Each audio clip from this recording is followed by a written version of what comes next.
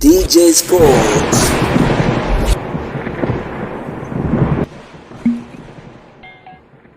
Bwana, hii ni michuano ya Mapinduzi Cup, moja kati ya michuano bora kweli kweli ambayo inaendelea visiwani Zanzibar, na mechi kati ya Simba dhidi ya Mwembe Makuti pale katika uwanja wa New Amani Complex. Bila shaka tutakwenda kutazama dakika 90 za mchezo huo wa kombe la Mapinduzi. Hapana shaka tumeweza kushuhudia mengi ambayo yalikuwa yakiendelea, lakini kubwa zaidi ni kwa mujibu wa kocha wa klabu ya wekundu wa Msimbazi Simba leo hii, hasa mara baada ya kuweza kuweka wazi ya kwamba kuna wachezaji atakwenda kuwatumia kwa ajili ya kuwaona namna gani vipi kama wataweza kufiti kunako klabu ya wekundu wa Msimbazi Simba. Sambamba na hilo ni kuhusiana na wale wachezaji ambao walokuja kufanya majaribio ndani ya klabu ya wekundu wa Msimbazi Simba. Bila shaka tumeweza kushuhudia mengi ambayo yalikuwa yakiendelea behind the pitch, lakini pia tumeweza kushuhudia moja kati ya maandalizi safi ambayo yaliweza kufanywa na kocha Steve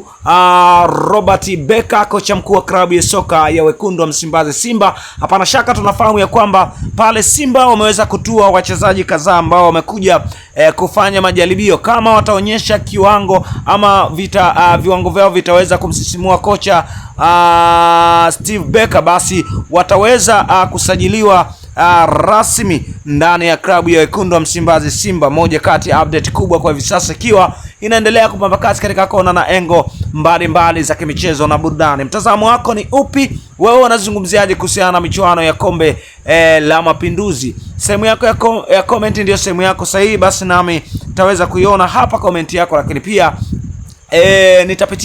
nitajibu zile ambazo comment ambazo nitaona kwamba zina uhitaji wa kuweza kujibu. Na moja kwa moja wewe unaweza ukaniambia wewe ni shabiki wa timu gani, lakini pia wewe unaitakia timu yako ushindi wa mabao mangapi, lakini pia katika michuano hii, je, ni timu gani itaibuka na kupata kombe hilo la Mapinduzi msimu huu wa mwaka 2026? Usisahau kugusa neno subscribe kwa ajili ya kupata habari kemkem.